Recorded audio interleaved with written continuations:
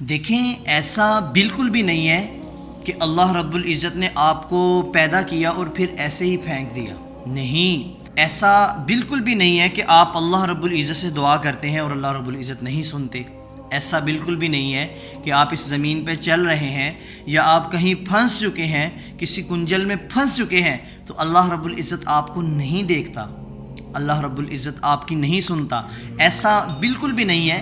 دیکھیں، اللہ تعالیٰ قرآن پاک میں فرماتا ہے ما ودعک ربک وما قلی، کہ تمہارے پروردگار نے نہ تمہیں چھوڑا ہے اور نہ وہ تم سے ناراض ہے۔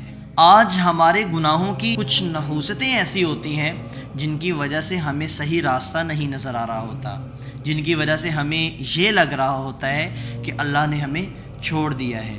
دیکھیں، آج اگر ہم یہ کہتے ہیں کہ یہ پرفتن دور ہے، اس کے اندر ہم خود کو گناہ سے نہیں بچا سکتے۔ مثال کے طور پر کوئی بندہ کہتا ہے کہ بھائی میں موبائل کھولتا ہوں تو آگے ویڈیو اچھی نہیں آ رہی، میں گلی میں باہر یا کسی محلے میں سٹی جا رہا ہوں تو وہاں پر بھی جو ہے گناہ گناہ گناہ گناہ۔ میرے دوستو، جو صحابہ کا دور تھا اس کے اندر وہ نیکی کرنا بہت مشکل ہوتا تھا۔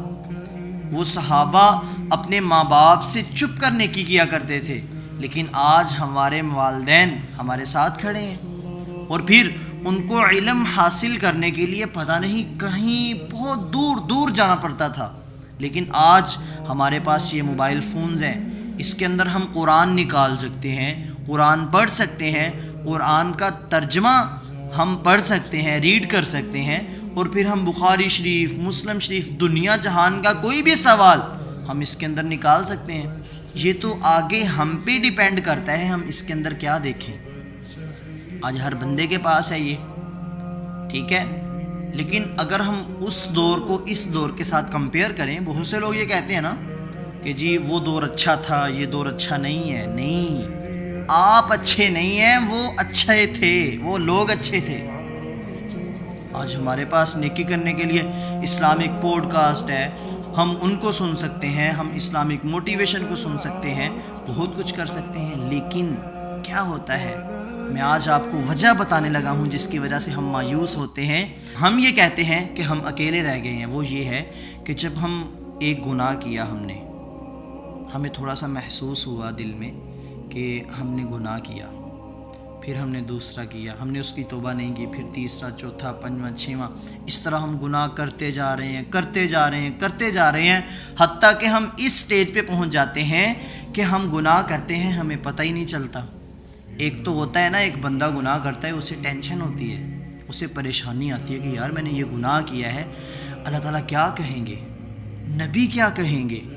وہ بندہ مومن ہے اور وہ اس کی جلدی سے معافی مانگ لے اللہ سے، یہ اتنا بڑا مسئلہ نہیں ہے، لیکن جو بندہ گناہ کرتا رہے اس کو پتہ ہی نہیں ہے۔ آج میں آپ کو ایک بات بتاؤں میرے دوستو، اس دنیا کے پورے انسان، سارے انسان مل کے یہ کہیں کہ ہم اللہ رب العزت کی عبادت نہیں کریں گے تو اس سے اللہ کو کوئی فرق نہیں پڑے گا۔ اللہ کے ہاں اس دنیا کی اوقات اتنی ہے جیسے ایک مچھر کے پر کی بھی نہیں ہے، اتنی سی اوقات ہے اللہ کے ہاں، لیکن اللہ پھر بھی کہہ رہا ہے ما ودعک ربک وما قلی اپنے بندوں کے لیے۔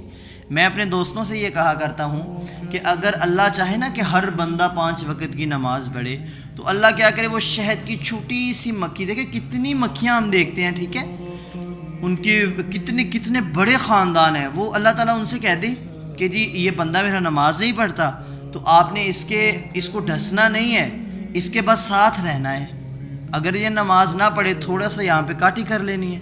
تو میرے دوستو مجھے بتائیں وہ کون بندہ ہوگا جو نماز نہیں پڑھے گا؟ ہر بندہ مسجد میں جائے گا، ہر بندہ نماز پڑھے گا، لیکن اللہ رب العزت نے ہمیں ٹیسٹ کرنا ہے، ہمیں چیک کرنا ہے کہ میرے بندے کو میرے ساتھ کتنی محبت ہے۔ ان اللہ مع الصابرین، میرا بندہ کتنا صبر کرتا ہے، اللہ تعالیٰ صبر کرنے والوں کے ساتھ ہے۔ وبشر الصابرین، اگر اس کے اوپر مشکل آتی ہے وَلَنَبْلُوَنَّكُمْ بِشَيْءٍ مِّنَ الْخَوْفِ وَالْجُوعِ وَنَقْصٍ مِّنَ الْأَمْوَالِ وَالْأَنفُسِ وَالثَّمَرَاتِ، اگر اس کے اوپر مشکل آتی ہے، اگر کوئی اس کے اوپر آزمائش آتی ہے تو یہ کتنا صبر کرتا ہے، اس کا دل میرے لیے کتنا دھڑکتا ہے۔ تو میرے دوستو یہ چیز ہے. یہاں پر میں آپ کو ایک حدیث بھی سناتا ہوں کہ ہمیں بالکل بھی یہ ٹینشن نہیں لینی ہے کہ ہم اکیلے رہ گئے ہیں یا ہمیں اللہ نہیں دیکھ رہا, اللہ تعالیٰ ہماری دعائیں نہیں سن رہا.